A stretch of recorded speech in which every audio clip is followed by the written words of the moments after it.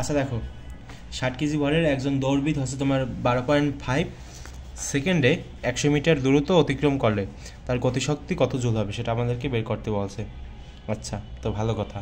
তো আমরা একটা সূত্র জানি, কি সূত্র? গতিশক্তির সূত্র, যে হাফ mv স্কোয়ার।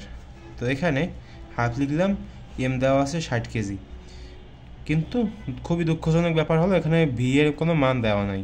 তো আমাদের হচ্ছে মুখ্য টার্গেট হচ্ছে ভি এর যে মানটা সেটা আমাদেরকে এখন এই যে ডেটাগুলো দেওয়া আছে থেকে আমাদেরকে বের করতে হবে।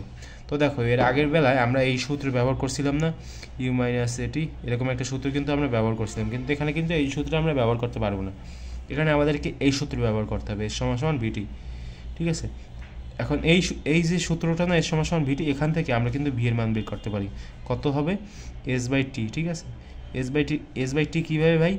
এই যে এসটা এই পাশে আসে না, এসের নিচে আসলে আমার টি চলে যাবে, তো এস বাই টি হয়ে গেল। এখন এসের মান বসাও, যেখানে কত দেওয়া আছে, 100 মিটার দেওয়া আছে না, 100 মিটার বসিয়ে দাও। আচ্ছা গেল, এরপর টি এর মানটা বসাও, 12.5। ক্যালকুলেশন করে বের করো কত আসে। 100, এরপর নিচে হবে তোমার 12.5, তো কত আসে দেখো, 8। ঠিক আছে, তো এই যে 8 আসছে না, এখন এই যে 8, এটা কি বলো তো? Metre per second. এটা এখানে বসিয়ে দাও। তো এখন আবার ক্যালকুলেশন করো, 1/2 গুণ হচ্ছে তোমার 60 গুণ হচ্ছে তোমার 8, কত আসে? 200। সরি, এই মান তো আসার কথা না আসলে। ওকে, তো এখানে হচ্ছে তোমার স্কোয়ার হবে। ঠিক আছে, তো আমি স্কোয়ারটা এখানে দেই নাই, তো তোমরা একটু, তোমাদের যাতে ভুল না হয়, ঠিক আছে, একটু খেয়াল রেখো। দেখো কত আসছে, 91920। ঠিক আছে, 1920। তো এটা হচ্ছে আমাদের কি বলতো? গতিশক্তি। এটার একক হচ্ছে তোমার জুল। জুল লিখে দিবা, গ নম্বর হচ্ছে আমাদের উত্তর। বুঝতে তো পারলা কীভাবে করতে হয়?